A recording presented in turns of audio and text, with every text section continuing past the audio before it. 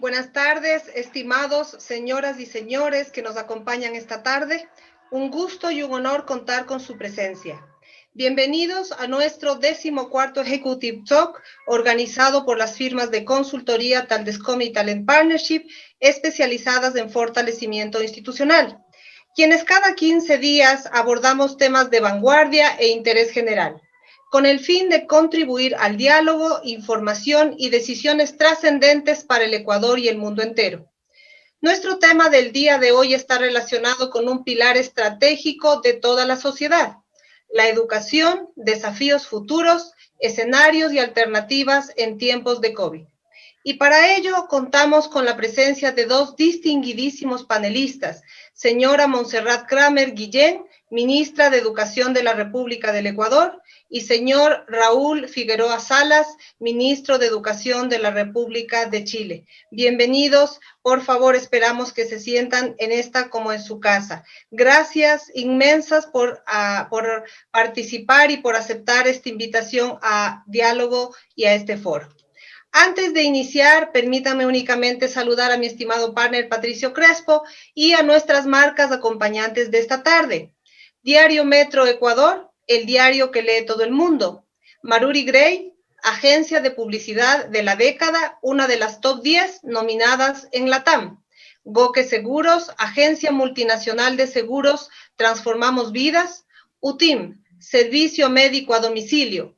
INAC Global, red de headhunters más destacada a nivel mundial. Vic no sabe fallar. Con esta introducción empezamos. Patricio querido, el micrófono es tuyo. Gracias, Sanrita. Reciban un afectuoso saludo nuevamente a nombre de Talent Partnership Ecuador y Taldescom.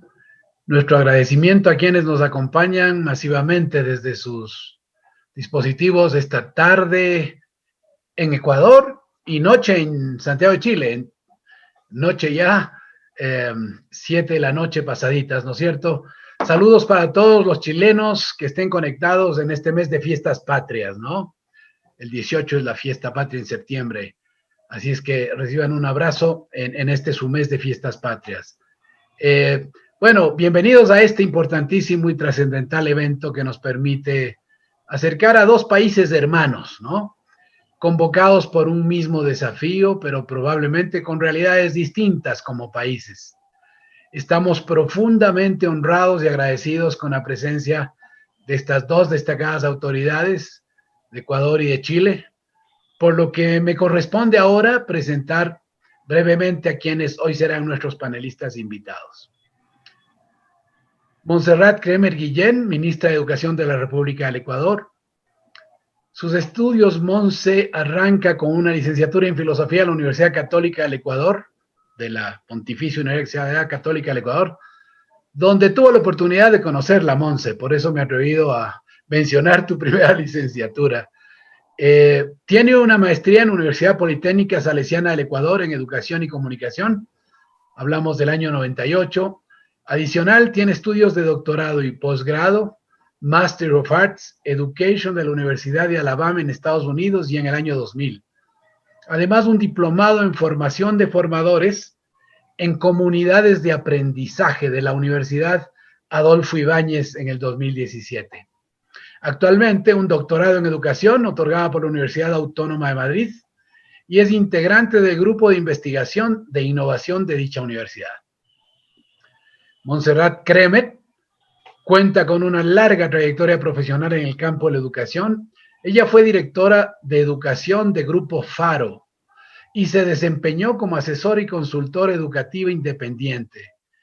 Tiene importante experiencia en diseño y gestión de proyectos, así como en gestión pública, además de la docencia en la Universidad de San Francisco y y en la Universidad de las Américas, UDLA.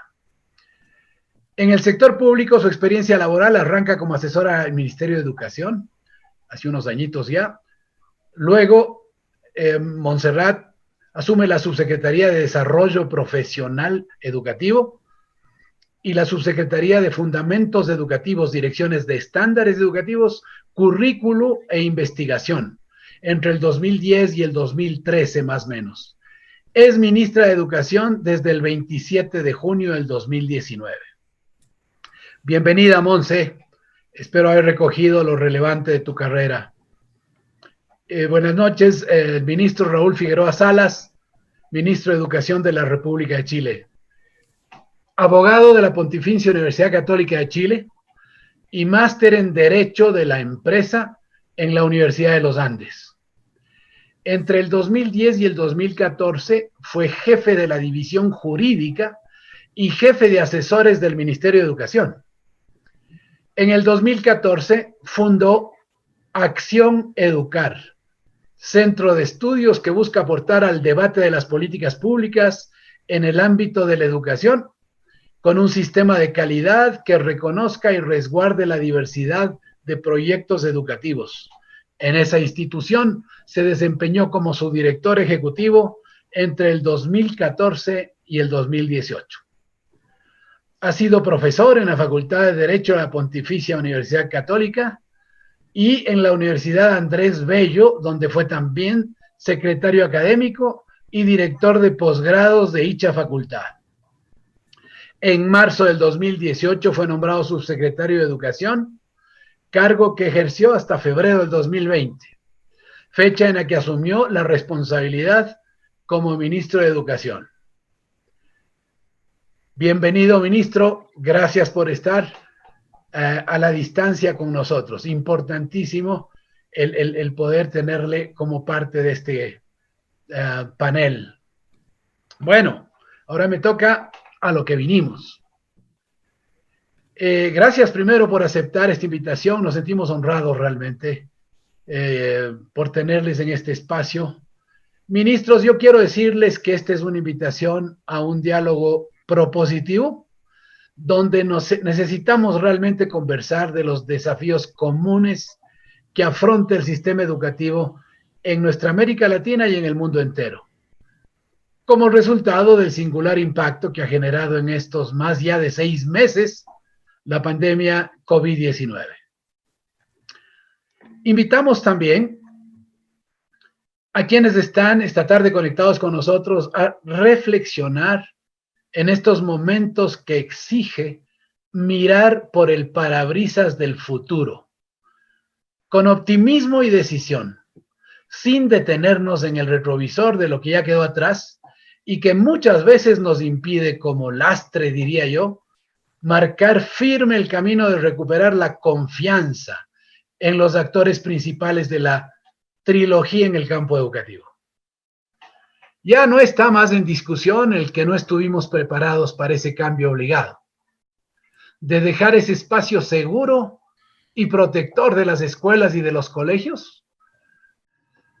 Y luego les decía para mis panelistas que aunque más adelante hablaremos sobre las alternativas que están proponiendo desde sus instituciones como parte de los planes de cada gobierno para esta nueva etapa de la pandemia. Arranquemos, ministra Montserrat Cremer. Luego pediré al ministro Figueroa también para que nos conversen sobre cuáles son hoy por hoy, presente, los escenarios que están viviendo en el sistema educativo. Aquellos escenarios sensibles en los que están ya trabajando desde sus dependencias, ¿cierto? En último, digo yo, ¿cuál es esa realidad que tienen entre manos ahora? Esa realidad que nos reta y les reta a liderar soluciones que nos devuelvan la fe a los estudiantes, a los docentes y a los padres de familia. Y permítanme compartir un par de estadísticas, estas sí, reactualizadas a las 5:20 de la tarde. Y la primera estadística es que son 195,000 alumnos que han migrado de la educación privada a la educación fiscal. Hay 6,500 alumnos que han abandonado el estudio, aproximadamente. Y claro que es un hecho que el impacto de una pérdida de trabajo en el hogar define la decisión sobre el pago de la educación de los hijos. Ministra Kramer, nuevamente gracias y te paso el micrófono. Muchísimas gracias, Patricio, Sandra, por esta invitación, coordinar este diálogo, y saludo muy afectuosamente al ministro Raúl Figueroa. Buenas tardes a todos los presentes, o buenas noches también, si en Chile estamos un poco más adelantada la hora. Bueno, sí, en efecto, hablar de este tema es siempre para todos estremecedor, en el sentido que sabemos que fue un terremoto emocional, económico, social, escolar, etcétera. Y creo que la palabra que tú usaste unas 2 veces es justamente un poco el eje central. Decías fe, nosotros decimos también esperanza. Cuando se presentó la pandemia de un día para otro, a pesar de que la veníamos oyendo internacionalmente, pero se tomó la decisión de golpe en el país, estado de emergencia y por ende de excepción y confinamiento, fue realmente nuestra primera reacción, que fue siempre un sí a la educación, sabiendo que no había chance más que a la transformación y seguir adelante, pero fue realmente cómo comunicar esperanza a todos esos niños que estaban llenos de temor, a esas familias y a esos jóvenes. Cómo darles apoyo emocional en esta crisis tan incierta que no sabíamos cuánto iba a durar, qué implicaciones iba a tener, pero que entrábamos juntos y que sabíamos muy bien que si no era juntos así en red, con el apoyo total de que cada familia del Ecuador cuente con un docente que esté en contacto permanente con la familia, no solamente viendo los aprendizajes, sino también derivando casos de violencia o problemas emocionales para poder llegar, y creo que eso ha sido, digo desde ya, haciendo una evaluación hacia atrás, lo que nos ha sostenido en una red social, emocional, un tejido que estamos ya sobrepasando los 6 meses, porque estudiantes, familias y docentes juntos construimos una red total de apoyo y cohesión. Y el tercer gran objetivo era evitar el abandono escolar, fortalecer la retención escolar, porque todos sabemos que en el país no solamente que el niño deja la escuela, sino que se lo expulsa del sistema social y económico. Un niño que no logra terminar sus estudios muy difícilmente después puede recuperar una calidad de vida deseada y la vida laboral deseada y estudios superiores. En este sentido, en efecto, empezamos todo el reto, y debo decir en relación a las cifras que mencionaste, que en efecto, Patricio, son al momento 195,000 niños que han pasado del sistema fiscal, del sistema particular, fiscomisional y municipal al sistema fiscal. No ha habido más bien abandono aún. De la sierra, nosotros implementamos un sistema de portafolio para tener una evidencia tangible, porque hay mucha movilidad, eso sí hay mucha.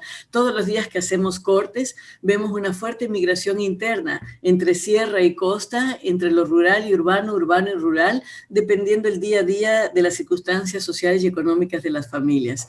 No ha habido mayor no matrícula, al revés, hemos aumentado 126,000 niños más que el año pasado, sobre todo educación inicial. Y de la sierra no logramos recuperar 1.475 portafolios de 1.860.000, lo que quiere decir que en porcentaje es bajo, lo que no significa que obviamente es nuestro gran desafío seguir buscando a los niños, seguir asegurándonos que están en el sistema, y que sabemos que en la medida en que no regresemos a clases pronto, el nivel de posible abandono va en incremento, por supuesto, como también la afectación de los aprendizajes, como también posibles quiebres psicoemocionales que ya empiezan a afectar a los niños. Con esto quiero decir que llevamos 6 meses, pero que ya es necesario pensar fuertemente en el retorno. Los desafíos que aquí tenemos el mapa de Ecuador, que lo vemos.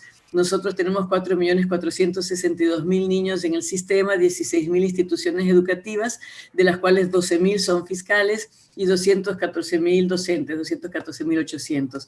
Aquí tenemos el mapa y vemos que las zonas más afectadas, por supuesto, es la Amazonía, que es la que vemos más dispersión, y toda la parte fronteriza, las 2 fronteras con Colombia y con Perú, y las costas.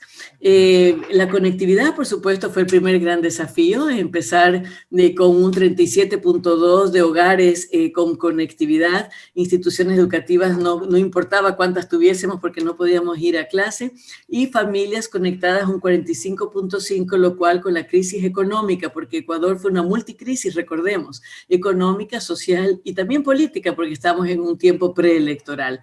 En ese sentido, ya se ha ido afectando el nivel también de conexión de las familias por el tema económico, el énfasis en la ruralidad, que tienen menor acceso también a la conectividad, y la migración y retención escolar que mencionaba. Procedimos inmediatamente porque no teníamos en ese momento teleeducación de manera sistemática. Había habido en el país iniciativas, pero no había en ese momento, como tampoco radio, educación. Así que procedimos con la colaboración. La primera gran clave fue alianzas y acuerdos con la cooperación internacional. En la cooperación internacional, el clúster humanitario se reunió de manera inmediata, el que comanda las Naciones Unidas, y también formamos un comité asesor de 4 organizaciones de cooperación internacional, UNICEF, UNESCO, OI, BBVA, y también alianzas con el sector privado y la sociedad civil y la academia, que nos ayudaron muchísimo inmediatamente. Esa fue la gran clave, muchas alianzas, muchos acuerdos, mucho diálogo y solidaridad. En ese sentido, logramos inmediatamente la franja Educa Contigo, con un programa de Aprender la Tele en 160 canales de televisión, más otras franjas de programas educativos. También el portal educativo, que en este momento tiene 1.700.000 usuarios permanentes y conexión a otras plataformas internacionales. Y tiene la ficha pedagógica, que nos ha servido muchísimo porque hicimos una reforma total al currículo, priorizándolo y marcando énfasis en habilidades para la vida y formación ética relacionadas a las habilidades para la vida, y las fichas nos han servido para alinearnos todos en todo el país, lo contextualizan los docentes en sus territorios y según el nivel de estudiantes. La capacitación, a cerca de 196.000 cupos que han sido usados de más de 600.000 cupos, gracias a la ayuda, como decía antes, de la academia. La alimentación escolar, que hemos entregado a aproximadamente 3 millones de beneficiarios, y guías en 12 lenguas y nacionalidades. Esas fueron las medidas inmediatas que nos sirvieron a garantizar el acceso a los aprendizajes mientras íbamos consolidando. Aquí solamente para ver, esta es la plataforma, recordar que en el Ecuador tenemos además 2 cronogramas, Sierra y Amazonía, Costa y Galápagos. Cada uno ha sido un gran desafío. Sierra y Amazonía cerramos el año lectivo, fue la primera promoción 2020 en julio, y ahorita estamos empezando el siguiente año lectivo, mientras que la costa empezó el 1 de junio y fue muy difícil el despegue en la costa a distancia, es decir, sin conocerse docentes, familias y estudiantes.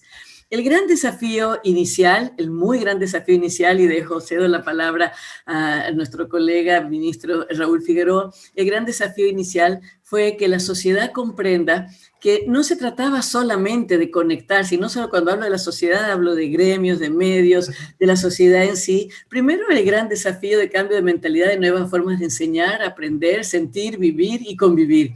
Pero más allá de eso, el que la sociedad comprenda que no se trataba solo de conectarse a una computadora, se trataba de conectarse al ser querido y cercano que esté, y que esas personas, las familias, las personas que estaban al lado de los niños y jóvenes, no les permitan abandonar los estudios, que estábamos haciendo todo lo posible por tenerlos dentro del sistema, porque mientras están dentro del sistema podíamos ayudarlos en casos de violencia, en casos emocionales y en los aprendizajes, por supuesto. Si salen del sistema, perdemos el contacto. Ese ha sido el gran desafío, y por ende seguimos trabajando, por supuesto, en el tema de la conectividad, pero también en el amplio sentido, como decía, radio, televisión, guías, textos y demás. ¿Cuál es el paso? Y aquí paro para después desarrollarlo más adelante. Tenemos el plan educativo COVID-19 en 3 fases. La primera fase es Aprendemos Juntos en Casa, que seguimos hasta el momento y empezamos ya en el Ecuador con pilotajes para progresivamente después ir retornando. La segunda fase, que es la del retorno progresivo luego de los pilotajes, que es Juntos Aprendemos y Nos Cuidamos. Todavía hay mucho temor en la sociedad y cuidan a sus niños y niñas, por supuesto. Y la tercera fase será la nueva normalidad, que es de vuelta a la escuela. Hasta tanto, lo que hemos hecho, además de garantizar que sea un retorno a clases seguro, voluntario y progresivo, lo que hemos hecho es la flexibilización del sistema educativo desde la adecuación de la normativa con 3 modalidades: la educación presencial, la educación abierta, que es la combinación de virtual y en línea, y la educación en casa, conocida como homeschooling, y volverla vigente y opcional para toda la familia ecuatoriana. El fortalecimiento del proyecto Conectando al Futuro, en el cual están participando participando todos los sectores de la sociedad para cerrar brechas de, digitales y de tecnologías, pero sobre todo de aprendizajes. La tecnología y lo digital es una excelente herramienta y medio, pero lo que importa es cerrar las brechas de la calidad de aprendizaje de manera inclusiva. Un diagnóstico de la secuela emocional, la evaluación de habilidades esenciales para nivelación diferenciada, en eso estamos viendo cómo establecemos estos procesos, que ya se viene la segunda fase, apoyo pedagógico para retención y rezago escolar e integración entre la familia y la escuela. Hasta aquí dejo esta primera parte, que es hasta donde hemos llegado, y para después desarrollar los siguientes desafíos que se vienen. Muchas gracias. No, pues nos dejas material que yo mismo buscaba tomar, y creo que son tantos los temas, ministra, que uno de ellos que siempre pues me ha llamado la atención, entiendo lo complejo que puede ser en su repercusión, solo el tema de homeschooling creo que es para un próximo conversatorio, ¿no es cierto? Yo quiero dar la palabra, señor ministro, Raúl Figueroa, por favor, para que nos comente un poquito en el mismo contexto donde están. Entiendo que habrán muchas cosas comunes, pero luego, Raúl, te toca a ti responder primero. Bueno, muchas gracias, Patricio, Sandra, querida ministra Montserrat Kramer, muchas gracias por esta oportunidad de conversar, compartir experiencias y difundir también lo que, en este caso, distintos países han hecho para enfrentar una crisis que yo creo que a todas luces es la más grande que el sistema educativo ha tenido que enfrentar en muchísimos años, y por lo tanto la urgencia de hacerlo de una manera adecuada, teniendo siempre como principal norte el mantener vivo un sistema de aprendizaje, un sistema educativo que es fundamental para entregarle a nuestros niños y jóvenes verdaderas y mejores oportunidades en el futuro. La realidad de Chile, primero para que todos tengan un contexto muy breve, obviamente no tienen por qué conocerla en el detalle, Chile tiene 3,5 millones de alumnos en edad escolar, 1.200.000 en la educación superior, 11.500 establecimientos escolares, del orden de 4.000 jardines infantiles. El 8 o 9% de la matrícula escolar asiste a establecimientos particular pagados, privados. El 93% se reparte entre establecimientos públicos que dirigen los municipios, y hoy día en una reforma que está en marcha, algunos servicios locales que son entidades autónomas, y el resto de la matrícula con financiamiento público son establecimientos gestionados por privados que reciben financiamiento público. Obviamente, al igual que el resto del mundo, la pandemia afectó a todo el sistema en su integridad. Y en términos concretos, entiendo que luego vamos a tener tiempo para profundizar en algunas cosas. Yo quisiera transmitir una mirada general de cómo nuestro país ha enfrentado esta crisis, por supuesto, combinando lo que es el trabajo de las comunidades, que ha sido central, y también la necesidad de dirigir desde la política pública para orientar y generar condiciones que permitan movilizar. Yo creo que son 3 los elementos que uno puede distinguir de la aproximación al trabajo, digamos, en este tiempo, y son más o menos evidentes. El primero, la urgencia de acompañar y apoyar al máximo todo el proceso de educación a distancia, que fue un desafío evidente, nuevo para todos nuestros países en términos masivos. Habían experiencias, obviamente, pero más bien acotadas, a pilotos, en términos masivos. La necesidad de acompañar y apoyar este proceso de educación a distancia. Un segundo elemento tiene que ver con cómo anticipar y llevar a cabo la recuperación de lo presencial, que es el gran desafío en el que hoy día el mundo entero se encuentra, y que obviamente no es simple, y sería interesante dedicarle a eso también algunos minutos más adelante. Sí. Y un tercer elemento, que es probablemente el más complejo de todos, dice relación con cómo vamos a enfrentar el lastre que esta pandemia va a dejar en el sistema educativo. Y eso significa cómo, pensando en el mediano y largo plazo, vamos a ser capaces de recuperar los negativos efectos de la prolongada suspensión de clases presenciales, y también qué oportunidades encontramos y podremos proyectar para mejorar y sacar conclusiones también positivas de un año tan complejo. Bajo esos 3 elementos, cómo apoyar lo presencial, cómo empujar la recuperación de las clases presenciales y cómo pensar en políticas públicas de mediano y largo plazo, es que hemos concentrado nuestro trabajo. Ahora, muy en síntesis y aprovechando algunos minutos simplemente porque evidentemente es muchísimo lo que uno podría exponer sobre estas materias, cada uno de estos elementos da para varios seminarios en conjunto, por lo tanto hay que elegir algunas cosas. Primero, Chile venía de un contexto complejo. Nosotros estamos pasando por un proceso político donde estamos a puertas de un plebiscito que podría dar inicio a un proceso constituyente. Eso viene de hechos de violencia que ocurrieron en octubre del año pasado, que paralizaron el sistema escolar. Veníamos saliendo de un paro motivado por el Colegio de Profesores, que es el principal, digamos, sindicato que agrupa a los docentes, que significó que solo el año pasado nuestro país perdiera 1 mes y medio de clases como consecuencia de estas paralizaciones y movilizaciones. A eso le agregamos el verano y luego que solo alcanzamos a tener 2 semanas a lo más de experiencia presencial para tener que suspender las clases. Por lo tanto, en el caso nuestro, el efecto de la suspensión es acumulativo y lo que hace también un poco más dramático. En poco tiempo levantamos una plataforma que se llama Aprendo en Línea, que se ha ido perfeccionando cada vez más, donde está todo el material educativo en todos los niveles, con un foco particular en lenguaje y matemática, entendiendo que es imposible llevar la escuela al hogar, por tanto que hay que concentrarse en algunos elementos. Logramos una serie de convenios para que la navegación en esta página fuese gratuita. Implementamos un canal educativo junto a la televisión en su conjunto, un canal que no existía.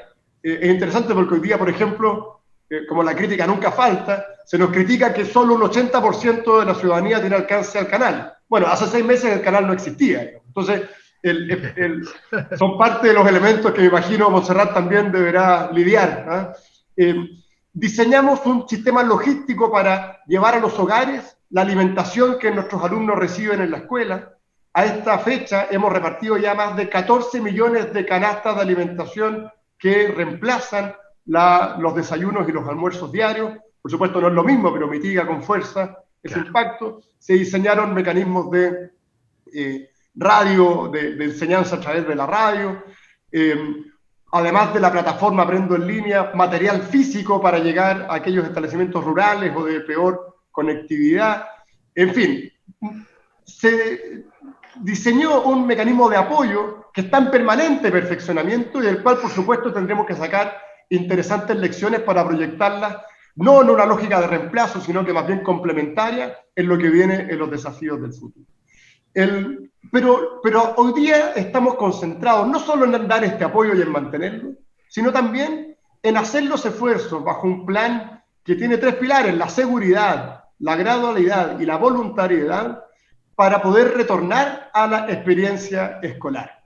Por supuesto, no ha sido simple, además del justificado temor de la ciudadanía, que me imagino que es algo que ocurre en todos los países del mundo. Existen también presiones muy vinculadas a la tensión política, que hacen también difícil estos procesos.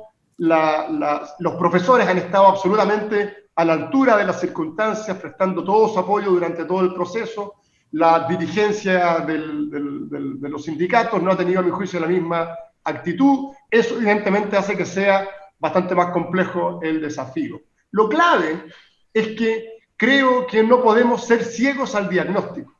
Y si bien todos los esfuerzos están en acompañar al máximo el proceso de educación a distancia, tenemos absoluta conciencia que la experiencia presencial, sobre todo en el mundo escolar, es irreemplazable y que la escuela entrega mucho más que aprendizaje. Entrega desarrollo socioemocional, entrega la posibilidad de sociabilizar, entrega seguridad, es un espacio protector para muchas familias que lamentablemente no encuentran esa protección en sus propios hogares y por lo tanto, bajo esta lógica de seguridad, gradualidad y voluntariedad, estamos evidentemente generando condiciones para recuperar la experiencia presencial porque nos parece que es fundamental, aunque quede poco tiempo. Nos faltan cerca de 3 meses para terminar el año escolar, existen las evidentes inquietudes y presiones que terminar el año antes o no volver a clase mientras se pueda. Nosotros creemos que eso sería una reacción más bien negativa. Creemos que es importante terminar el año cuando corresponde y aprovechar el máximo de tiempo posible, generar experiencias presenciales graduales, intermedias, pero que permitan a los alumnos volver a encontrarse y tener en la escuela un espacio de protección. Entiendo que más adelante vamos a poder discutir de cuáles son estos elementos y vamos a poder compartirlos. Y el tercer punto, y con esto termino, Patricio, es pensar hacia el futuro. ¿Cómo vamos a efectivamente mitigar al máximo los efectos negativos? Nosotros proyectamos que 80.000 nuevos niños y jóvenes podrían abandonar el sistema escolar, lo que evidentemente es un desafío fuerte, el de cómo mitigar la deserción, lo decía Montserrat, las brechas de aprendizaje, cómo la desigualdad del sistema educativo se profundiza, cuestión que evidentemente es muy dramática, y cómo en ese sentido la escuela como un ecualizador es un elemento fundamental que debemos recuperar. Hay una cuestión cultural de cómo evitar la parálisis frente al miedo, el que creo que es el desafío más allá del sistema educativo. Tenemos hoy día a mi juicio, una crisis de carácter que se está viendo a nivel mundial, donde muchos han renunciado a asumir su liderazgo. Y creo que tenemos nosotros que tomar precisamente ese rol, asumir nuestras responsabilidades, por difícil que sea, empujar el carro teniendo siempre el bienestar de nuestros niños, nuestros jóvenes, nuestros alumnos como principal norte, y estar dispuestos a hacer sacrificios personales en pro de las necesidades de nuestros jóvenes. Y por último, también cosas interesantes. Más que nunca hoy día cobra valor lo local.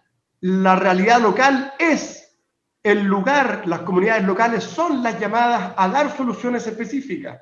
La mirada centralista, totalitaria, absoluta, creemos que es lo más ajeno a las verdaderas necesidades hoy día del sistema y a la mejor forma de abordar las dificultades.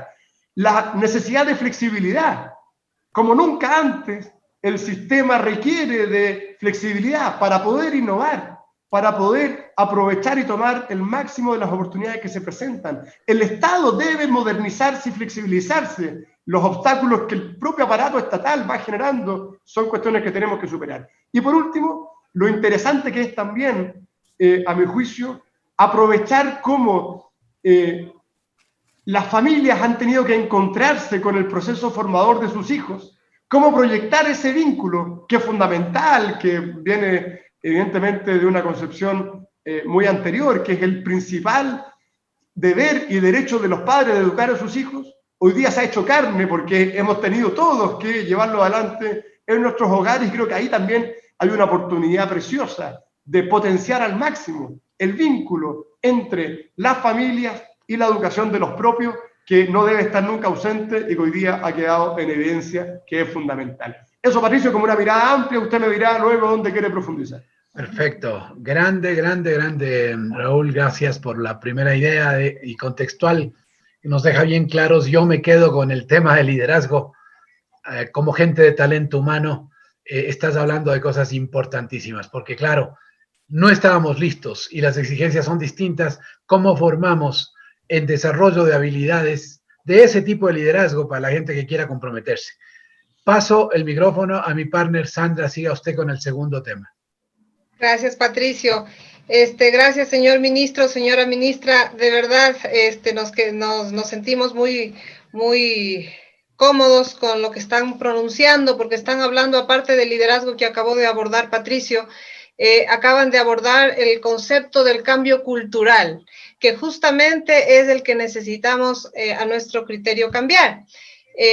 Eso involucra el liderazgo, eso involucra el tema del ingreso familiar, a tomar esta responsabilidad que a veces posiblemente estaba un poquito guardada por ahí. Bueno, desde hace varios años nosotros veníamos ya escuchando como sociedad la necesidad inminente de que teníamos que modernizar la educación desde varias aristas. Por ejemplo, la ampliación de canales para mejorar la cobertura de educación, el cierre de brechas educativas, especialmente en las franjas de mayor pobreza, la necesidad de fortalecer la trilogía del aprendizaje, que es justamente lo que creo que tanto la señora ministra como el señor ministro han mencionado, esa necesidad de que trabajemos conjuntamente instituciones educativas, alumnas, familia y estudiantes, la necesidad de modernizar los perfiles también de nuestras instituciones y de los educadores. Pero bueno, llega este COVID-19, que no es que queremos seguirlo mencionando, pero esa es la realidad. Y nos pone en la situación de que planes que estaban proyectados para ejecutarse en los próximos 5 o 10 años posteriores tuvieron o se están teniendo que implementar aquí y ahora. Cada uno de ustedes ya nos han comentado a grosso modo, entiendo que viene una ampliación de inmediato, más o menos cuáles son las iniciativas que han tenido que implementar de forma inmediata, valga la redundancia, tanto al interior como al exterior de las naciones. Pero con todo esto que estoy mencionando, ¿cómo calificarían ustedes este fenómeno que nos está tocando vivir y particularmente en el sector educativo? ¿No será que esta es una de las mejores oportunidades que hemos tenido que vivir sin haberlo elegido para acelerar estas mejoras que las veníamos escuchando, pero que posiblemente no las estábamos implementando a la velocidad que necesitábamos? ¿Cuál creen además que debería ser la contribución que debemos aportar también los ciudadanos y no esperar solamente que el sistema educativo, el Estado, haga toda la tarea? Y finalmente, ¿cuáles creen ustedes que son los mayores riesgos que deberemos enfrentar y superar en el ámbito educativo? Por favor, no sé si en esta ocasión el señor ministro toma la palabra. Muchas gracias, Sandra. Bueno, efectivamente algo anticipábamos, ¿cierto?, de cuáles son estos desafíos que debemos enfrentar, la mejor manera de tomarlos y también las oportunidades que se nos presentan para poder abordarlos. Yo creo que acá hay varios aspectos que conviene analizar. Lo primero es lo relevante. Y esto es un anhelo, es una cosa como permanente, que siempre se ha conversado desde mucho tiempo, es la utilización de las herramientas tecnológicas como un apoyo al sistema educativo. Y sobre eso, obviamente, nosotros hoy día tenemos una oportunidad que no podemos dejar de aprovechar. Solo para dar un ejemplo, en el caso chileno, nosotros, entre otras cosas, hicimos una alianza con Google para poder disponer en forma masiva una herramienta que Google ya tenía, que es Google Classroom, que probablemente ustedes la conocen, y que siempre fue gratuita, pero que era de difícil acceso. Hicimos un convenio con Google y eso permitió que hoy día pasamos del orden de 100 establecimientos que usaban la herramienta a tenemos 5.500 establecimientos que la utilizan. Y eso ocurrió en un mes, 2 meses. O sea, es un ejemplo de cómo herramientas que siempre estuvieron disponibles, ahora, gracias, entre comillas, a la pandemia, ya están instaladas y se les puede sacar un gran provecho. La pregunta que uno tiene que hacerse, a mi juicio, es en qué medida este aprendizaje primero se va efectivamente a proyectar hacia el futuro, qué esfuerzos tenemos que hacer para que se proyecte y para ello, cómo lo contextualizamos en lo que son las verdaderas posibilidades y necesidades del sistema. Yo en lo personal creo que apuntar a un reemplazo de la escuela por herramientas tecnológicas sería un tremendo error. Y más bien el desafío es cómo logramos hacer de estas herramientas el mejor complemento posible a la experiencia que docentes y alumnos encuentran en el espacio escolar. Y en ese sentido creo que hay muchísimo que hacer por delante. Lo mismo yo algo anticipaba con la importancia de innovar. La innovación no como un reemplazo de cuadernos portables, digamos, que puede ser, digamos, una herramienta interesante, sino que la innovación como abordar los problemas que siempre han estado presentes con una mirada nueva y utilizando herramientas que antes no parecían posibles y que hoy día están disponibles. Y eso pasa, a mi juicio, por reconocer la autonomía que cada comunidad educativa requiere para poder llevar adelante sus proyectos y desde el espacio de la política pública y específicamente el aparato estatal, transformarse definitivamente en un colaborador del desarrollo de estos proyectos autónomos y no en un obstáculo. La realidad que muchas veces ocurre es que entre burocracia y en el fondo el pesado manejo del aparato estatal, los proyectos educativos encuentran en las autoridades muchas veces un obstáculo más que una colaboración. Y eso de nuevo ha quedado en evidencia lo necesario que es darle flexibilidad al sistema, reconocer esas autonomías, permitir que la diversidad de proyectos se manifieste y entregar apoyos que van mucho más allá de los simples apoyos financieros o pedagógicos, sino que espacios de innovación que a mi juicio son fundamentales. Son oportunidades que se van presentando y que tenemos que nosotros ir aprovechando. Ahora, creo también que es fundamental, y esta es la parte dura, digamos, de lo que estamos viviendo, no perder nunca de vista que lo que ocurrirá, lo que nos va a dejar este año, son experiencias interesantes que tenemos que saber aprovechar, pero los efectos de este año son dramáticos. Y creo que eso no podemos nosotros perderlo de vista. Me refiero a que, porque a veces se incurre en una especie de falacia de que estamos frente a un mundo de oportunidades que la verdad es que lo teníamos frente a nuestros ojos y no lo habíamos querido reconocer. Y todo eso es muy cierto y es muy posible, tenemos muchas oportunidades que se crean. Pero creo que la principal tarea hoy día es ser muy francos con los efectos de la pandemia en el sistema educativo y poner todo el esfuerzo en corregirlos y mitigarlos al máximo. Porque y tiene mucho que ver con el liderazgo del que conversábamos.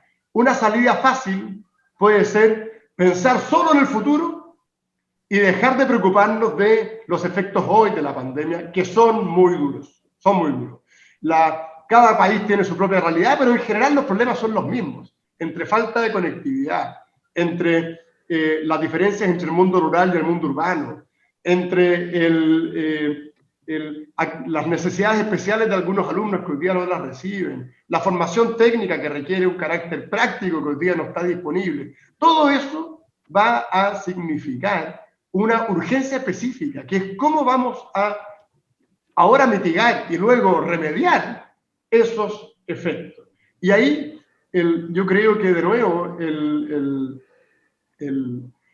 el valor de las herramientas que se implementen es muy importante. Nosotros también hicimos una priorización curricular, esa priorización curricular apunta a reforzar aquellos aspectos que son centrales. Tenemos, creo que, incorporar rápidamente en la cultura de los países. Sería interesante saber, Montserrat, si a ustedes les ocurre lo mismo, pero en las encuestas que acá están disponibles, es dramático ver como un alto porcentaje de quienes las responden prefieren hace ya bastante tiempo decir, demos por cerrado el año. Y eso de alguna manera se traduce en que, y estamos hablando de un 35% de las encuestas, del valor de las encuestas, es un número muy alto de personas que, en definitiva, le asocian un escaso valor al proceso formativo de sus hijos. Yo creo que eso es una realidad dramática que tenemos que saber enfrentar, porque nos muestra cómo, en definitiva, no todos valoran de la misma manera el proceso educativo y no todos asocian a ese proceso educativo que el hecho de que les posibilita acceder a mejores oportunidades. Y creo que ahí es un tema donde hemos estado fallando y tenemos que reforzarlo mucho. Yo he mirado índices en otros países, la realidad es más o menos similar. Puedo suponer que en Ecuador pasa lo mismo, pero me lo tiene que confirmar la ministra. Creo que es muy complejo eso. El tema de las brechas educacionales, las diferencias que siempre han existido, hoy día se potencian. De alguna manera, lo que prima hoy día en el proceso formativo es, por definición, el capital cultural de las familias. Y eso se traduce en inequidades en los procesos de aprendizaje que se corrigen en la escuela. Entonces, en síntesis, creo que es muy importante proyectarnos hacia el futuro, identificar cuáles son los desafíos, pero no perder de vista que estamos frente a una realidad que hoy día debe ser abordada, que es muy compleja, que a mi juicio se recoge con fuerza en la medida que se recupere la experiencia presencial, y ahí hay que hacer un esfuerzo. Creo que lo que están haciendo los países del hemisferio norte hoy día es un ejemplo de volver a poner la educación como una prioridad de todo lo que ocurra y poder compatibilizar el manejo de la pandemia desde el punto de vista sanitario con otros efectos, más allá de lo económico, que tiene que ver precisamente con el valor de lo formativo. Entonces, creo que ahí hay elementos que son relevantes y donde debiésemos poner nuestra preocupación. Gracias, señor ministro. Coincido muchísimo con varios de los temas que usted ha mencionado. Este es un momento de que cada uno desde nuestros espacios tenemos que generar nuestra contribución, padres, alumnos, maestros, sociedad, bueno, de todos haciendo un cambio de chip y mirando no qué es lo que nos pueden dar, sino lo que cada uno podemos entregar también. Y definitivamente no hay nada como esta relación uno a uno, esta parte, digamos que estar seres humanos frente a seres humanos y no solamente pensando en que la tecnología va a ser la solución. Entonces, qué bueno escucharle y por favor, señora ministra, quisiéramos escucharle esta vez a usted también. Muchas gracias, Sandra. Bueno, sí, en efecto, las reflexiones del ministro Figueroa, como bien dice, en Ecuador, por supuesto, tenemos los mismos desafíos, los mismos retos y este sentido de corresponsabilidad.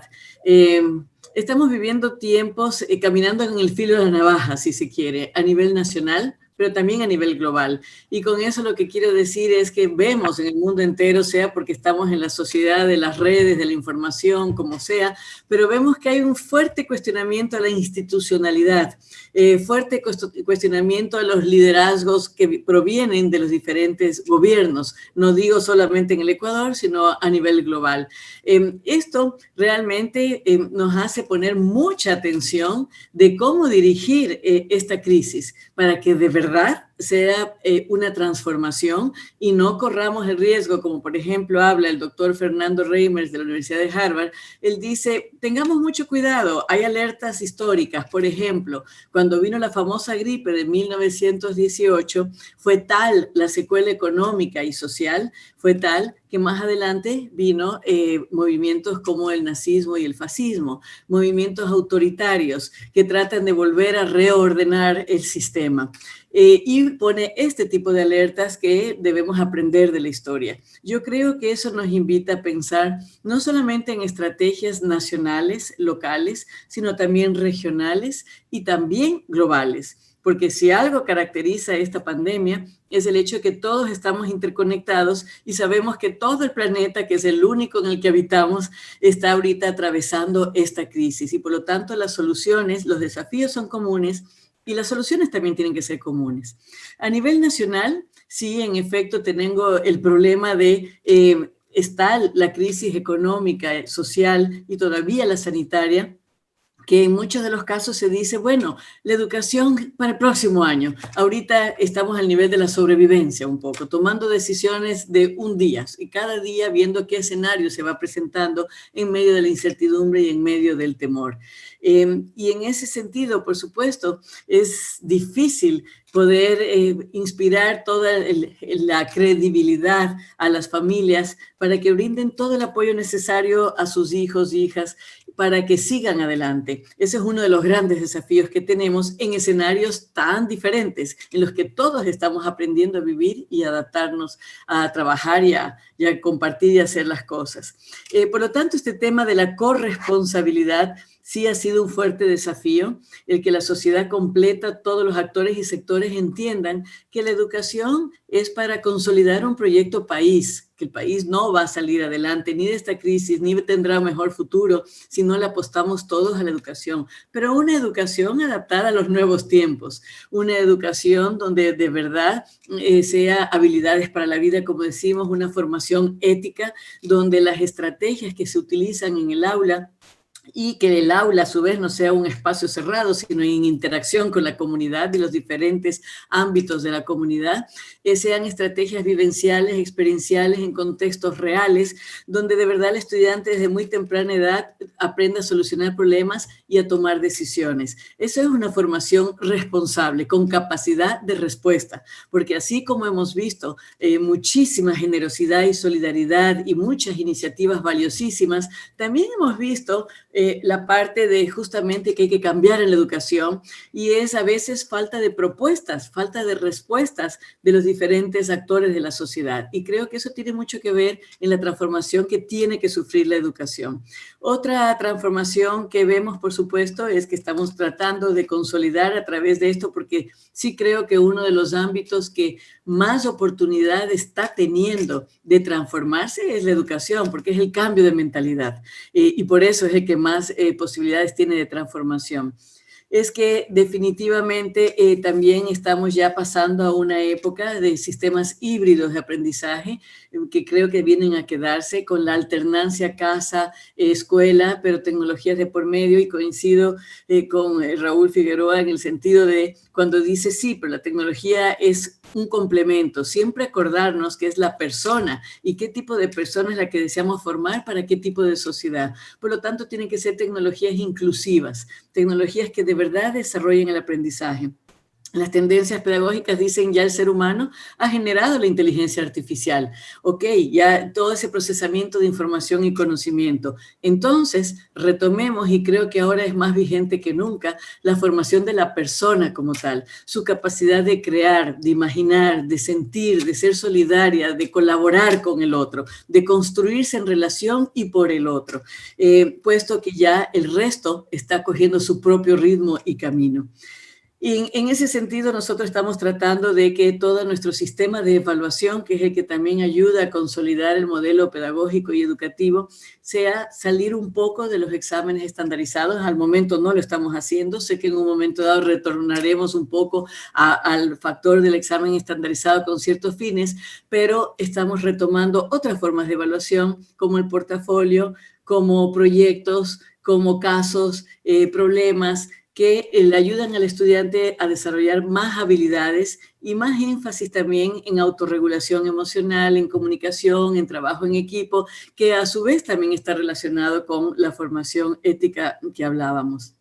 En tecnologías, gracias también a la cooperación de empresas de tecnologías en el país, tenemos, por ejemplo, a todos nuestros estudiantes ahorita encontrándose en espacios de tecnologías que los teníamos y no los aprovechábamos igual, como justamente herramientas como Teams y demás, y todos nuestros estudiantes y docentes del país tienen cuentas ahorita listas para generar el aula virtual en el caso que lo deseen. Son grandes avances y tienen la capacitación para hacerlo.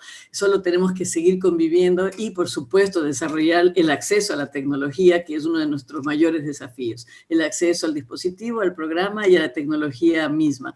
La unión de la escuela y familia es otra transformación que se ha dado y que queremos consolidar. Tenemos que hablar ahora de ecosistemas educativos, de comunidades educativas, donde la familia y la escuela y la comunidad son una misma cosa e interactúan permanentemente, y no más la fragmentación disciplinaria ni los estudiantes encerrados en 4 paredes viendo dosis de conocimientos de manera fragmentada, porque eso también impide una comprensión integral y crítica de la realidad.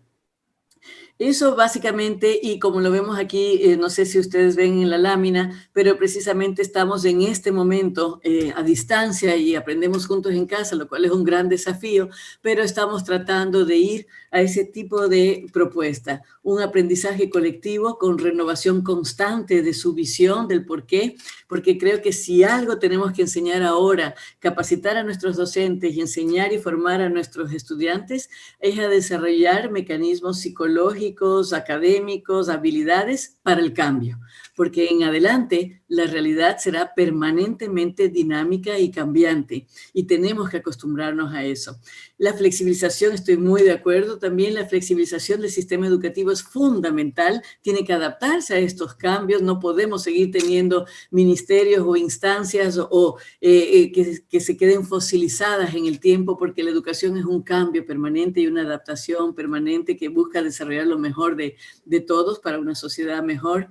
La capacitación docente en esta misma línea, el apoyo y seguimiento educativo, más que simplemente la clase usual que tenemos y trasladar el aula presencial al aula virtual, que sucede en muchos de los casos, más bien un apoyo y seguimiento permanente y dinámico, el apoyo psicosocial con la protección integral, porque estamos en tiempos difíciles, y cuando estamos en tiempos difíciles, las poblaciones más vulnerables son víctimas de mayor nivel de violencia, de abusos, de explotación, y por lo tanto la protección integral, y ahorita que los jóvenes pasaron directamente al ámbito virtual, vemos, porque lo vemos lastimosamente en muchos de los casos, el mal ejemplo de los adultos que nos pasaron también de golpe. Vemos el uso caótico de las redes, por ejemplo. Las redes están caotizadas, no hay una lectura crítica de redes, las personas no envían también en muchos de los casos mensajes con un análisis previo de la fuente, de la validez de la información y de las implicaciones que tiene el envío de ese mensaje. Por lo tanto, a nuestros estudiantes en este momento les urge la formación crítica para protegerse del ciberacoso, de la ciberseguridad, y aprender a navegar en una comunicación ética y crítica en el mundo virtual, que ahora es tan real como el mundo presencial y tangible. Eso fundamentalmente. Y por supuesto, atravesar siempre, considerar siempre los proyectos de vida, es decir, lo que llaman destrezas blandas, que es autorregulación emocional, comunicación. ¿Qué quiere hacer el estudiante? Salir del estereotipo de lo que es el perfil, el éxito, el desarrollo de la persona, si no se considera y se da más énfasis también en lo emocional. Para nosotros en este momento, que hablábamos al principio de fe y esperanza, para nosotros el gran desafío en este instante es cómo revertir un círculo vicioso de desesperanza aprendida, de objetivos ambiguos, porque estamos en un proceso de transición, a pesar de que teníamos los objetivos muy claros del plan educativo COVID, pero lo que siente la sociedad, el poco esfuerzo cuando tienen objetivos ambiguos, no saben cómo enfocarse en lo que está sucediendo, y por ende el riesgo de bajo nivel de resultados, de debilitamiento de la autoestima, de un sentimiento de distanciamiento ya existencial, si se quiere, y bajas expectativas. ¿Cómo revertir todo esto en un círculo virtuoso de altas expectativas, de objetivos claros para que ellos tengan sus proyectos de vida, que pongan todo el esfuerzo que puedan junto a sus familias, a seres queridos, y sigan adelante con logros de resultados tangibles diferentes a los que esperábamos a lo mejor hace 7 meses, y por eso digo que el sistema de evaluación debe cambiar. El logro de resultados y los criterios de evaluación tienen que ser diferentes. Es esfuerzo, es progreso, es cómo sigue el proceso de aprendizaje de acuerdo a sus metas también. Fortalecimiento de la autoestima y altas expectativas. Es decir, cambios profundos en toda la manera de pensar, sentir, vivir y convivir, con un enfoque profundamente humanista, empático, con solidaridad y colaboración, y siempre en alianza con actores y sectores nacionales e internacionales, porque decíamos de la falta de credibilidad en la institucionalidad. Entonces, generemos más mecanismos todavía de diálogo y participación de los diferentes actores y sectores, y empecemos a recuperar la voz de cada uno de ellos y generar acciones concretas a partir de estas propuestas que se van generando, canalizarlas de la mejor manera posible. Hasta ahí en esta parte. Gracias. Gracias, señora ministra. Vamos cada vez complementando en todos los encuentros de esta necesidad tan apremiante de resiliencia, de cambio, de forma de vivir, de pensar, pero de una manera muy líquida, ¿no? Sin quedarnos pensando demasiado, sino en marcha, porque eso es lo que necesitamos, una agilidad y posiblemente romper estereotipos y paradigmas. Gracias, Patricio. Gracias, Sanrita. Bueno, tengo que comentarles a las dos autoridades, no tienen idea las páginas de preguntas que nos han hecho llegar por interno. Vamos a ver cómo sorteamos ese tema, o nos comprometemos posiblemente en enviarles algún momento a ustedes para que de alguna manera podamos subsanar. Es increíble cuántas cosas hay alrededor de esto. Yo como tercer tema, para que nosotros vayamos terminando, voy a retomar cosas que ustedes han dicho, ¿no es cierto?, para mirar, como dije, por el parabrisas de futuro y hablar con aquello que nos queremos quedar. Porque sabemos que será dramático el coletazo del 2020, decía el ministro Figueroa, que se nos viene por delante en el campo educativo, eso es sin duda. ¿Qué sucederá con la educación entonces de nuestros hijos? Es muchas de las preguntas que las personas están haciendo. Yo le he puesto como pregunta del millón. Los chicos están aprendiendo en función de las expectativas de los padres y de la estructura definida para los distintos niveles. Van a quedar huecos, van a quedar vacíos. No hay duda, yo digo, de que cualquier plan de mejora se necesita que se necesita implementar va a cumplir, y han dicho ustedes, primero, seguridad desde todo punto de vista, segundo, que sea libre y voluntario, y tercero, que se dé dentro de una gradualidad sostenida, que incluya resultados de planes pilotos, ¿no es cierto?, garantizados con un acompañamiento cercanos para todos los que intervienen, docentes, estudiantes, las mismas instituciones, padres. Yo digo, distinguidas autoridades, es indudable que tienen sobre sus hombros un tema complejo. Porque claro, está expuesto a una infinidad de aspectos delicados. Se han mencionado, yo diría, tal vez un 40, 50%. No sé cómo terminar de involucrar a las familias. ¿Es esa la responsabilidad? Empezamos el conversatorio diciendo, sí, hay que sacar partido de que al fin se cumpla esto de la responsabilidad de la educación de parte de las familias. Pero los padres, yo pregunto, ¿están, yo diría, diestros para que ese apoyo se cumpla en su totalidad? Y pasemos de solamente el decir al ser, digamos. Las comunidades de aprendizaje son una alternativa. La conectividad de Internet que nos llega a espacios apartados. Los equipos, los dispositivos están al alcance de pocos hogares. No sé, yo digo, las mismas herramientas de aprendizaje, lo hemos hablado y lo han dicho ustedes, son las adecuadas. Las zonas marginales están consideradas. La ruralidad con su verdadera realidad, digo yo. Todo esto creo que es un tema fundamental que yo lo he puesto y lo estoy pasando solo de fe y esperanza a confianza.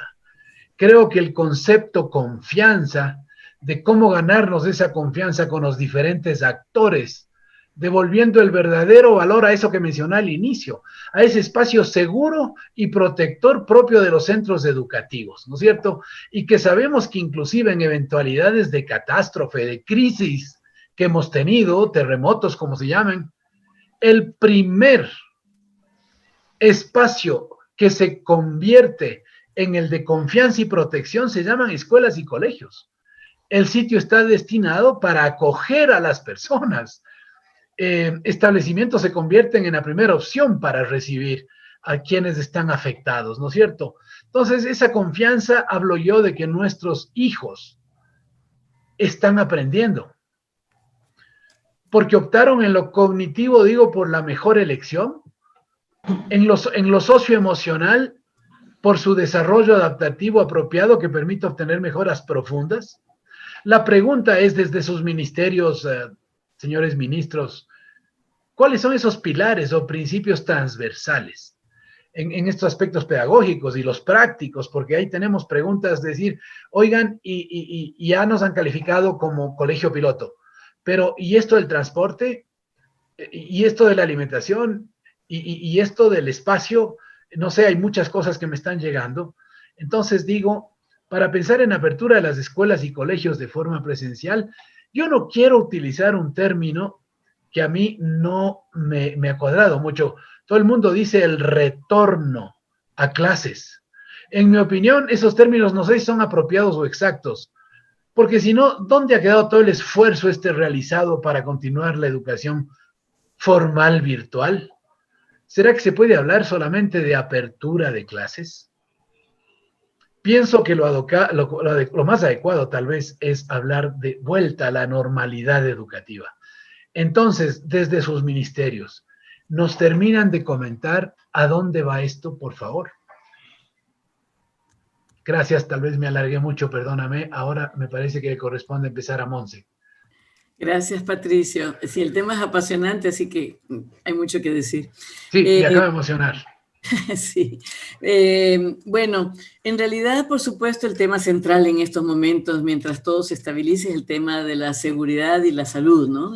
Eso es más que comprensible de las sociedades, de las familias que teman por la seguridad sanitaria, por la salud de sus niños, niñas y jóvenes. Pero es un tema que ya tenemos que enfrentar y asumir la responsabilidad de cuidar. Si queremos cuidar a nuestros seres queridos, es formarlos en hábitos de higiene, distanciamiento social, etcétera. Y por supuesto, las escuelas tienen que ir mostrando que están preparadas para esto a través de, yo diría, continuidad educativa, en el sentido de que, como está pasando en otras partes del mundo, a lo mejor volvemos, nosotros vamos a empezar con pilotajes y después progresivamente el resto, que se vaya sintiendo listo y preparado y cumpliendo los requisitos básicos, y siempre será opcional para las familias, siempre, y por eso hemos abierto las 3 modalidades. Pero de todas maneras podrá venir la situación en que volvamos otra vez al confinamiento. Nada sabemos en este momento y tenemos que estar preparados y abiertos para eso. Pero también creo que es muy importante el también saber que estamos en una época, digo, refiriéndome más bien a los adultos, a las familias, de aprendizaje a lo largo de la vida. Estamos en un momento en que nosotros somos los primeros que tenemos que cambiar la mentalidad. Nos preocupamos mucho si nuestros hijos están aprendiendo, pero ¿aprendiendo qué? Aprendiendo lo que queríamos que aprendan hasta hace 7 meses. Pero en este momento, las formas de aprender, las formas de enseñar, como decíamos, y las prioridades son un poco diferentes. Y también pensar siempre con equidad y con inclusión, porque si algo hemos visto es que necesitamos mucha más equidad, darles diferentes oportunidades en diferentes escenarios a la población de las diferentes regiones, zonas y niveles de ingresos sociales y culturales y económicos, por supuesto, pero también la inclusión, donde se respete y se valore la diversidad. No sé si se está viendo un cuadro que me gustaría compartir muy rápidamente de hacia dónde queremos ir en cuanto a las competencias claves en estos nuevos horizontes. Nosotros al momento en la columna que está bien a la derecha, prácticas educativas que limitan el cambio a las que estamos acostumbradas, tenemos, por ejemplo, mucho énfasis en la habilidad cognitiva, pero menos en la salud emocional entre estudiantes, docentes y familias, y estamos viviendo un momento creciente de la necesidad urgente de cooperación y transición, y quisiéramos ir hacia una inteligencia socioemocional con conciencia emocional propia del otro, mayor empatía, solidaridad y comunicación. Estamos viviendo en este momento una resistencia todavía al cambio a esta sociedad de la información, de las tecnologías, de los dispositivos y su uso, por supuesto, y la resistencia es porque las estamos aprendiendo a manejar y a vivir en ellas.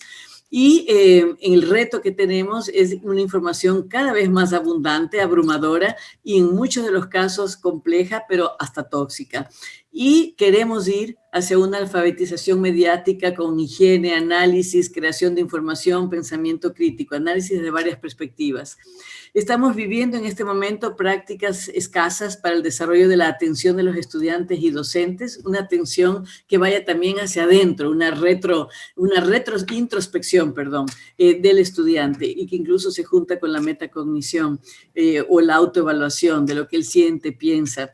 Estamos en este momento con el desafío de mayor presión social y retos globales y queremos ir hacia una atención más plena de la persona como tal, con enfoque a través de meditación, relajación, autoconocimiento, que antes no le dábamos. Ya había tendencias, pero no le dábamos tanta importancia como ahora que es urgente volver a recuperar una estabilidad emocional. Estamos viviendo un limitado contacto con la biosfera en las escuelas, en la relación con el entorno, y tenemos todavía prácticas un poco de la época industrial, los pupitres en fila, el docente parado jerárquicamente en su espacio de poder, todo estandarizado, etcétera. Y estamos, en cambio, con el desafío de una crisis multifacética en lo global y local y una necesidad total de otro tipo de civilización que sea sostenible. Y queremos ir hacia una inteligencia ecológica y sistémica. Estamos viviendo experiencias con tareas, test estandarizados, manejo convencional del tiempo en las escuelas, rutinas, todo medido, en un tiempo de alta complejidad e incertidumbre y por lo tanto queremos ir hacia la creatividad, pensamiento basado en la oportunidad y la innovación. Tareas individuales que seguimos insistiendo, basadas en la competencia del ganador y perdedor, el buen y mal estudiante, la calificación roja o azul, poca colaboración entre compañeros en medio de una incertidumbre total, y quisiéramos ir hacia una colaboración y resolución de problemas mucho más participativa. Vivimos la limitación de estudios independientes basados en intereses personales y con disciplinas fragmentadas, frente a un entorno totalmente volátil, y quisiéramos ir hacia más bien aprender y pensar sobre cómo pensamos. Y finalmente dejo esta lámina que es la escuela que quisiéramos ya consolidar cuando retornemos, y que es precisamente una interacción permanente de la escuela con la cultura cooperativa, vida familiar, sistemas de nutrición, alfabetización mediática, ecología intergeneracional, interactuando con la escuela, como también emprendimientos, proyectos ecológicos, liderazgo, espiritualidad, salud emocional, etcétera. Una escuela viva, donde no se prepara para la vida, sino que pase a ser la vida misma. Eso fundamentalmente, Patricio, gracias. Gracias, Monse. Voy a dar la palabra al ministro Figueroa para ir cerrando este tema. Sin embargo, Monse, una respuesta pequeñita de esto que me parece interesante, esta última lámina. ¿Cuánto se ha caminado, o esto es un planteamiento que hay que desarrollarlo? Porque para los que nos están siguiendo, pues estamos a 5 meses de cambiar de liderazgo de gobierno, ¿no? Sí, bueno, nosotros para lograr esto y dejar una ruta, si se quiere, educativa, Ecuador 2030, que es lo que realmente quisiéramos, dejar bases sentadas, estamos modificando desde la normativa, haciendo una revisión total, como también haciendo posibles aportes de reforma de la LOI, pero aparte de eso, a través de la reforma del currículo, de la transformación del currículo con énfasis en diferentes formas de evaluación, en habilidades para la vida, en objetivos esenciales de aprendizaje, a través de proyectos, etcétera, estamos haciendo que mientras están ahorita en casa, se acostumbren a, por ejemplo, solamente trabajar cosas prácticas de su contexto, vivenciales, relacionadas a la salud física, a la nutrición, valorando el entorno, etcétera, para empezar a romper, ya que estamos fuera de la escuela, empezar a romper este concepto de escuela claustro y de fragmentación disciplinaria. Y nuestro enfoque en este momento es 100% unidades basadas en proyectos interdisciplinarios, por ejemplo. Perfecto. Ministro, gracias por su paciencia y su contribución en el tiempo, sobre todo. Adelante. Bueno, muchas gracias, Patricio. A ver, yo creo que hay 2 elementos para este último bloque que son interesantes. Algo podríamos llamar muy concreto, que tiene que ver en cómo estamos preparando la reapertura de las escuelas. Yo comparto, Patricio, que aquí el concepto que debe guiar el trabajo que viene es reabrir la escuela y poder recuperar la experiencia escolar. Que obviamente que tendría en su máximo el nivel de desarrollo volver a la clase presencial como la hemos conocido y darle continuidad a eso, pero ciertamente en lo que queda del año eso es prácticamente imposible. Lo que tenemos que hacer es reabrir las escuelas, dotar a los alumnos de ese espacio protector que hoy día les hace tanta falta, y recuperar una experiencia escolar que con seguridad serán experiencias intermedias, que van tanto desde aspectos muy concretos del reforzamiento en los aprendizajes, como también a cuestiones que hoy día han cobrado una relevancia enorme, y aquí se ha señalado en varias oportunidades, la ministra Kremer lo ha dicho muchas veces, que es el valor de lo socioemocional y cómo los jóvenes hoy día necesitan con urgencia volver a encontrarse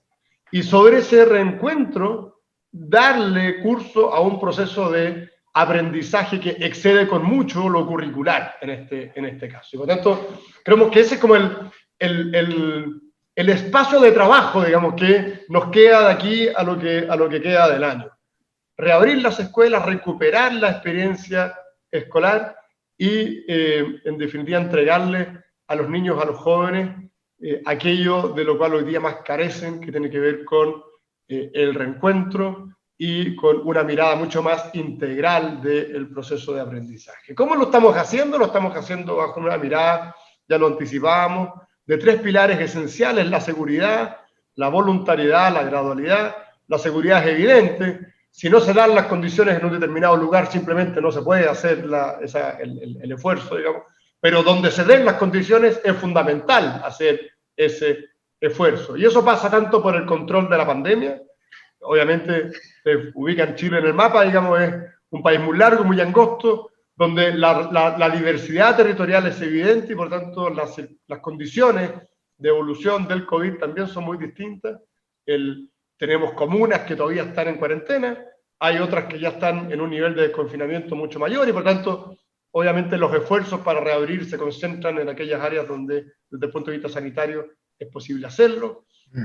Además deben cumplir los establecimientos con los protocolos sanitarios, que no es del caso aquí de detallar, pero que obviamente son exigentes y que deben y que fijan mínimos exigentes, pero que se cumplen de distintas maneras. La diversidad del sistema es muy amplia, no es lo mismo una escuela pequeña de 10 alumnos que un gran liceo con 2.000 alumnos, y por lo tanto las alternativas son múltiples.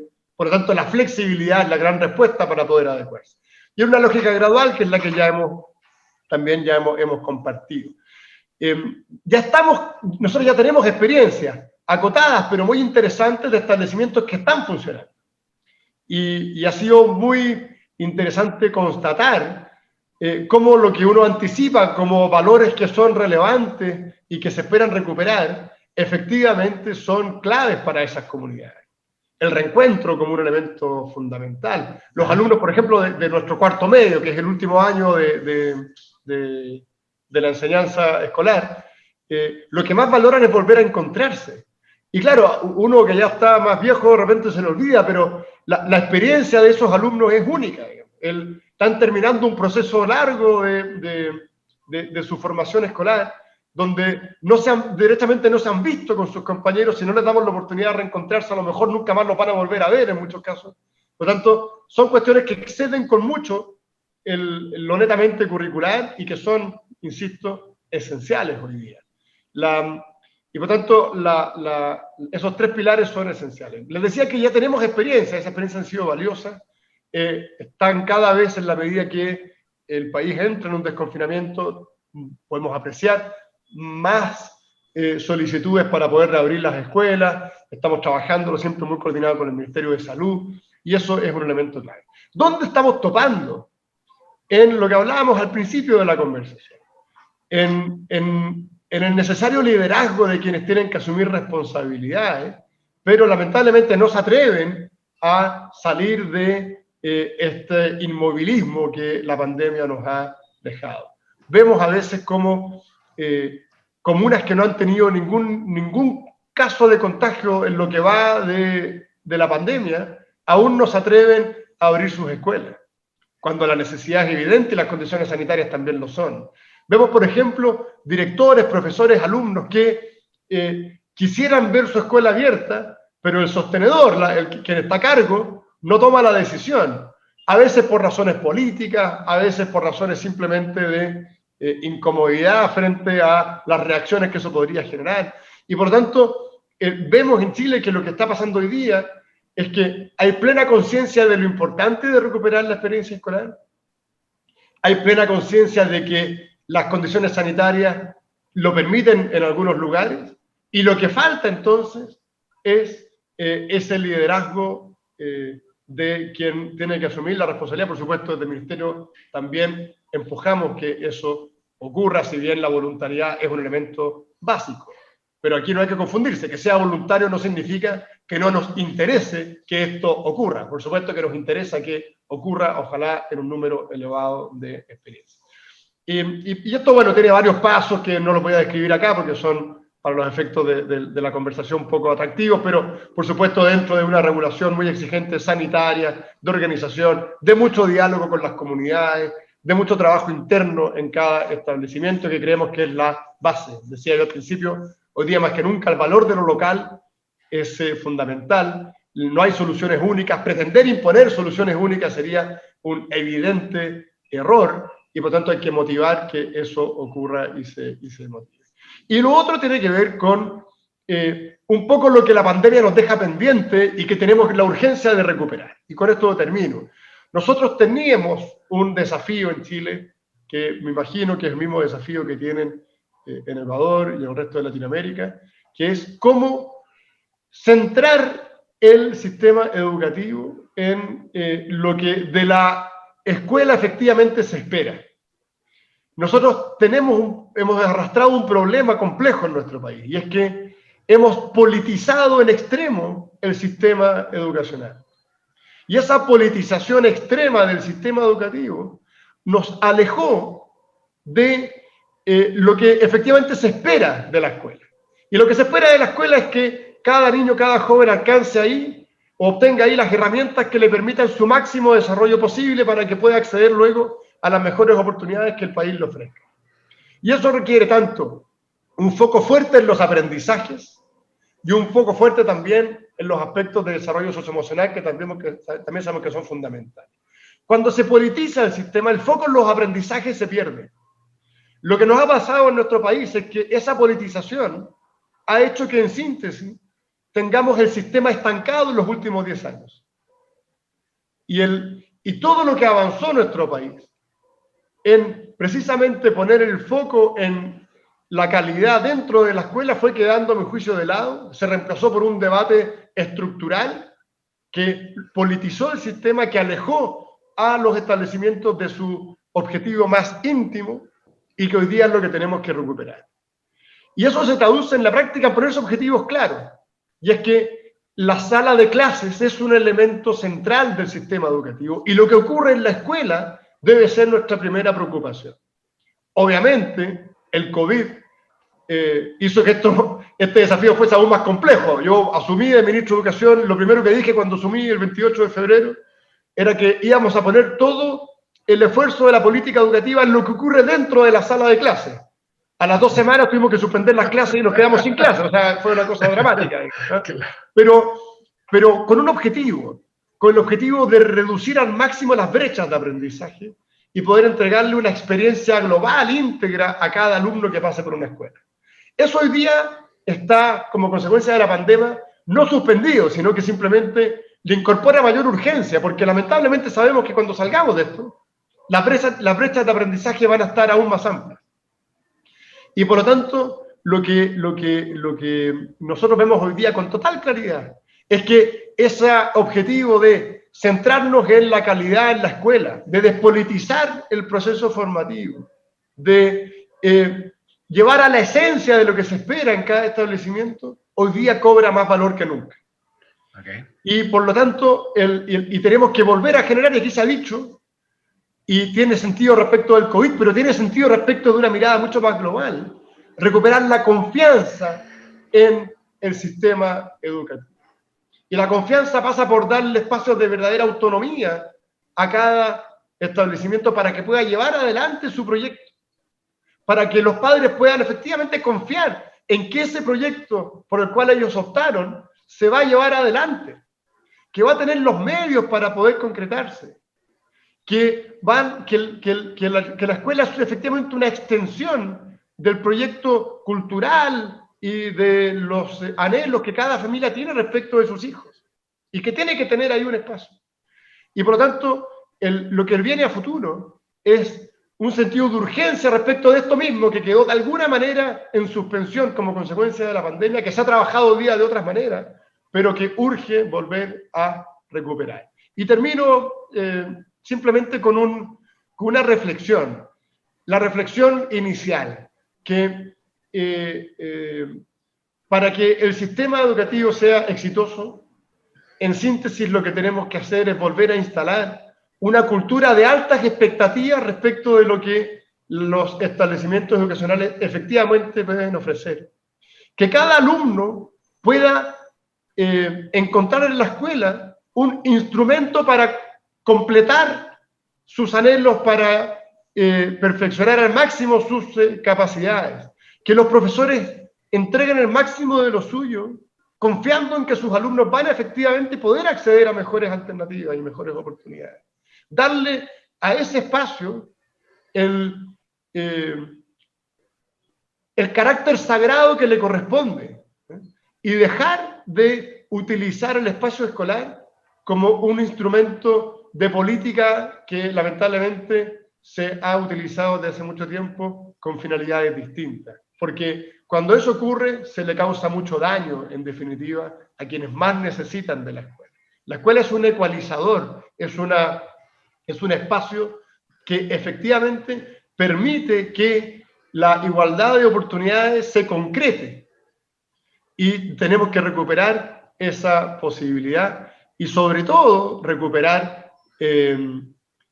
la formación, a mi juicio, de algo que queda siempre un poco fuera, que es la formación del carácter, porque hoy día más que nunca es el carácter, es el liderazgo, es el asumir las responsabilidades que a cada uno le corresponde, lo que yo creo que nos desafía. Gabriela Mistral, nuestra premio Nobel, que además fue profesora, tiene una poesía muy bonita que se llama El placer de servir. Y en una parte de su poesía dice: sé tú el que aparta la piedra del camino, el odio de los corazones, las dificultades de los problemas. Yo creo que ese llamado que nos hizo Gabriela Mistral en su minuto hoy día es fundamental. Que cada uno sea el que, al ver un obstáculo, asuma también la responsabilidad de buscar las maneras de superarlo y no esperar que sean otros quienes, en definitiva, tomen las decisiones, sobre todo en algo tan importante como es la formación de nuestros propios hijos. Muchas gracias, Patricio, Sandra, Montserrat, por esta oportunidad. Qué belleza. Gracias. Me quedo solamente con una pregunta para los dos. Disponemos de 5 minutos más para esa pregunta, que podemos hacer una a cada uno de ustedes, por favor, si molesto su tiempo, antes de hacer el cierre del evento. ¿Sí? Muchísimas gracias. Sandrita, ten la bondad. Sí, bueno, les debo comentar que tenemos un sinnúmero de preguntas. La verdad es que una de ellas ya fue respondida respecto al tema de si vamos a tener, con todos estos cambios cara al futuro, un sistema de evaluación diferente que el anterior con los estudiantes, pero nos han respondido ya. Y quisiéramos preguntar lo siguiente: algunos niños regresarán a clases con temor. ¿Se está generando algún plan de contención emocional que les ayude a este retorno con mayor tranquilidad, sin miedo? ¿Se está trabajando algo en este ámbito, por favor, para los dos? Y yo, antes de que ustedes contesten, perdónenme, tengo algunas preguntas por parte, entiendo yo, de docentes o de autoridades de colegios que se están refiriendo mucho al tema de si se está generando normativa para control de teletrabajo, de horarios. Yo creo que no vamos a poder llegar a alcanzar a preguntar esto, pero sí creo que es muy importante y no podemos olvidar en este espacio de enviar un agradecimiento muy, muy especial y muy merecido para todos quienes son parte del sector educativo, autoridades, docentes, quienes han tenido en este tiempo que doblar y repicar y triplicar esfuerzos en demostración de esa mística de ser educadores. Entonces, no quería dejar pasar esto porque realmente se lo merecen. Por favor, si nos podrían ayudar respondiendo la pregunta, quien se sienta más cómodo, señor ministro, señora ministra. ¿Cuál de los dos, Raúl? Adelante, Montserrat, adelante. Gracias. Bueno, sí, para nosotros uno de los ejes transversales de esto es la contención emocional, no solamente de nuestros niños y jóvenes, sino también de las familias y también de los cuidadores, que les llamamos, o los docentes. Todos necesitamos en estos momentos apoyo emocional entre todos y un flujo de comunicación muy estrecho. Tenemos para eso delineados todo un programa y tenemos las consejerías estudiantiles, las unidades de inclusión que hacen brigadas específicas para esto, pero también estamos trabajando en relación a los docentes, porque esa es una importante, Sandra, gracias por sacarlo a relucir, es la piedra angular de todo. Los docentes. Estamos trabajando en el marco de la valorización docente, en un profundo reconocimiento de nuestros docentes que han mostrado en verdad una mística y una entrega única. Y también coincido con Raúl, el ministro Raúl Figueroa, cuando decía que siempre tenemos que estar muy pendientes de no usar la educación para la política. Debo decir que los únicos ejemplos donde hay que ver cómo se evalúa la actitud del docente, porque esa es otra cosa, hablamos de la formación docente, todos los procesos que en medio de la crisis hemos hecho para institucionalizar la calidad docente, hemos dado nombramientos definitivos a los que han ganado concursos por su calidad y demás, pero creo que también es necesario reforzar la actitud del docente en estos momentos. La gran mayoría del Magisterio Nacional la ha tenido. Esta actitud que permite dar apoyo emocional a todos nuestros niños y a la sociedad. Sin embargo, por estar en año preelectoral, aquel grupo o gremios que se han dedicado más bien a hacer política a través de la educación han pensado mucho más en el bienestar gremial que en el bienestar de la comunidad y de los niños. Y eso es peligroso. Y eso es algo que hay que cuidar muchísimo permanentemente en la actitud de docentes. Resaltar todo el apoyo que la gran mayoría ha dado a los niños y que gracias a eso hemos llegado como hemos llegado juntos al 6º mes de pandemia.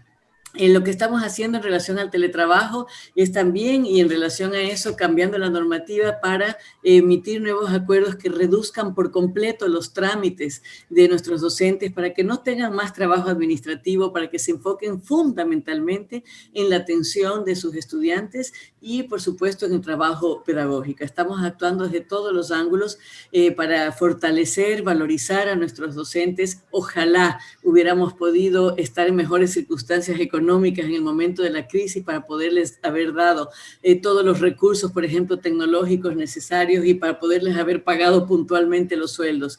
Aún así, como digo, la gran mayoría les debemos realmente, la sociedad tiene una gran deuda con nuestro Magisterio Nacional por su mística entrega y dar este sostén emocional a la sociedad que ha frenado de un quiebre social y emocional que ha podido haber venido y que ya estamos pasando el 6º mes gracias a eso.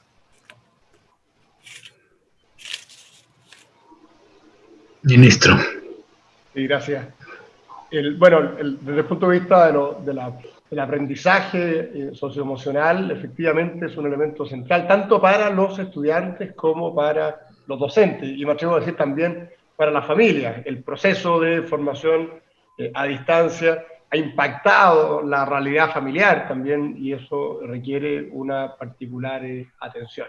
¿Cómo lo hemos hecho en Chile? Lo hemos abordado desde distintas aristas. Primero, bueno, a través de formación continua, seminarios, conversaciones, etcétera, instrumentos de formación que han estado disponibles durante todo este año, con un foco, con diversos focos, obviamente, aspectos específicos de los aprendizajes, cómo llevar adelante el proceso de formación a distancia, y también respecto de las habilidades y el desarrollo socioemocional, que es fundamental.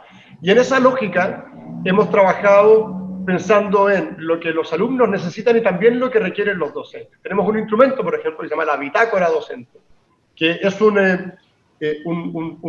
una guía de autoaprendizaje socioemocional para los profesores, que tiene dos objetivos bien interesantes. Primero, servir de instrumento para que los propios docentes puedan ellos identificar sus sensaciones y de alguna manera situarse en cómo esta pandemia los ha afectado y cómo poder salir adelante. Y también que les sirva como un instrumento para poder desarrollar esas mismas habilidades con sus alumnos. Es difícil pedirle a un profesor que se encargue del desarrollo socioemocional de los alumnos si el propio docente no tiene plena conciencia de cuál es su estado y también de una herramienta clara para poder identificar emociones, en el fondo necesidades, etcétera, y poder transmitir a los alumnos la mejor manera de enfrentar las dificultades. En una lógica, además, donde la resiliencia, a mi juicio, es el término fundamental. A veces se confunde lo socioemocional con una especie de esconder los problemas debajo de la alfombra, y precisamente las habilidades y el desarrollo socioemocional apuntan a poder identificar los problemas y tener las condiciones de poder enfrentarlos y superarlos. Creemos que eso es un elemento clave. Pasa muchas veces que bajo el término de lo socioemocional se genera un efecto contrario, que es no dotar a las personas de las habilidades suficientes para poder enfrentar las dificultades. Creemos que ahí debe estar el foco. Por lo tanto, con los docentes se ha trabajado de esta manera, y con los alumnos hemos diseñado un instrumento, se llama el diagnóstico integral de aprendizaje, que apunta precisamente a poder desde las escuelas diagnosticar con claridad tanto el nivel de aprendizaje de los alumnos con el que se encuentran y que van a volver a las clases, como también su desarrollo socioemocional, para que en las primeras experiencias de reapertura efectivamente sea ese el principal aspecto que se trate. Y por esa vía entonces entregarles la contención que se merecen y que necesitan y que les permita enfrentar y superar un año tan complejo como el que estamos viviendo.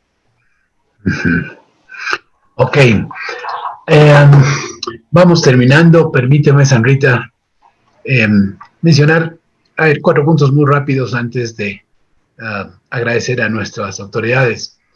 Yo me sumo, Monse y Sandra, al saludo del magisterio, ¿no? De esos héroes invisibles también que han sido los que han sostenido. Raúl, estoy seguro que estás de acuerdo con todos, a pulso propio, sosteniendo realmente un tema social, digo, que como dijo Monse, se podía venir abajo descalabradamente, ¿no?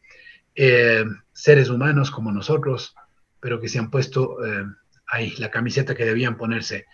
Después yo quiero reconocer a ustedes, pero no por el evento. Yo les quiero reconocer a ustedes, ministra Montserrat y ministro Raúl. Yo diría como dos seres humanos entregados que pasarán a la historia. O sea, la suerte de haber frenteado, digo yo, en momentos como estos y dar pruebas de liderazgo para encontrar opciones de reinventándose, poner alternativas de contribución a la sociedad. Créanme que la historia realmente será quien les recuerde a ustedes como esos líderes que tuvieron esta oportunidad en esta pandemia compleja y complicada, ¿no es cierto? Y tercera cosa, hago votos formales para que esta aproximación de hoy entre las autoridades de Chile y de Ecuador, Monse y Raúl, sea de un beneficio creciente para que ojalá sea plausible cosas de sumar y poder unirnos como pueblos latinoamericanos, ¿no es cierto?, desde el lado de sus responsabilidades de educación.